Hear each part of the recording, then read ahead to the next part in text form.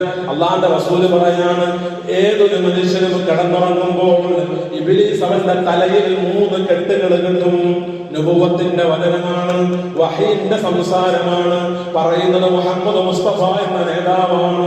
അവിടുന്ന് പറയുന്നു 3 കെട്ട് ഇബ്ലീസ് കെട്ടും എല്ലാവരുടെ തലയിലും. എന്നിട്ടോ അവൻ അൽഹംദുലില്ലാഹ് ചൊല്ലി എഴുന്നേറ്റാൽ ആദ്യത്തെ കെട്ടഴിയും.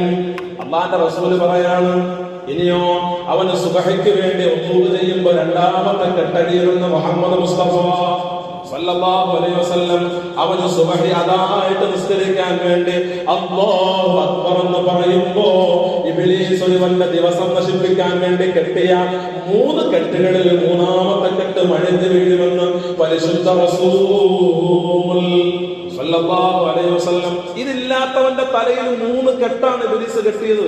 ഇത് നുബുവത്തിന്റെ സത്യസാക്ഷിയാണ്. ഇത് ഏതെങ്കിലും ആള് പറഞ്ഞതല്ല, അള്ളാന്റെ റസൂല് പറഞ്ഞ വചന.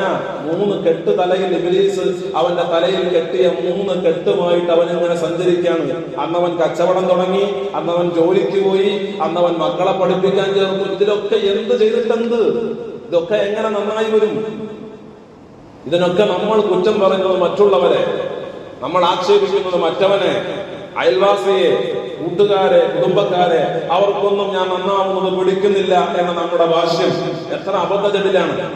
നമ്മളോട് പറഞ്ഞത് ചെയ്യണം, നമ്മൾ പറയാത്തതിലേക്കാണ് പോകുന്നത്.